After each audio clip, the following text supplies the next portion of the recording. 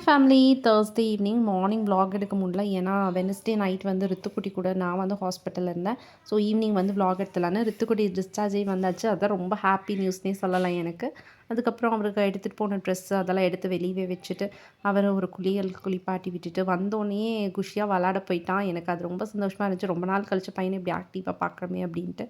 அது ரொம்ப ஹாப்பியாக இருந்துச்சு. சரி மேலே போய் எல்லாம் துணி இப்போயே கையோட துவைச்சு போட்டுடலாம் அப்படின்னு சொல்லிட்டு மேலே போய் துணி துவைச்சிட்டு அப்படியே கீழே வந்து ஃப்ரெஷ் ஆகிட்டு ரித்துக்குட்டி வந்து இப்பயே ஹோம்ஒர்க் எழுதுறேன், நாளைக்கு நான் ஸ்கூலுக்கு போகிறேன் அப்படின்லாம் சொல்லிட்டு இருந்தான். அவனுக்கு பென்சில்லாம் எடுத்து கொடுத்து ஒரு காஃபி குடிச்சிடலான்னு சொல்லிட்டு பக்கத்தில் ஏதோ பர்த்டே பார்ட்டின்னு சொல்லிட்டு யாஷு அவங்க பாட்டியும் கிளம்பி போயிட்டாங்க. ரித்து வந்து உட்காந்து ஹோம்ஒர்க் எழுதிட்டு ரொம்ப நாள் கழிச்சு ரித்து அம்மா எனக்கு இது வேணும் அப்படின்னு கேட்ட மாதிரி எனக்கு ஒரு ஃபீலு. பணியாரமும் கடலை சட்னியும் செஞ்சுத்தாங்கன்னு. கண்டிப்பாக ரொம்ப நாள் கழிச்சு பையன் கிட்ட இப்படி கேட்குறான்.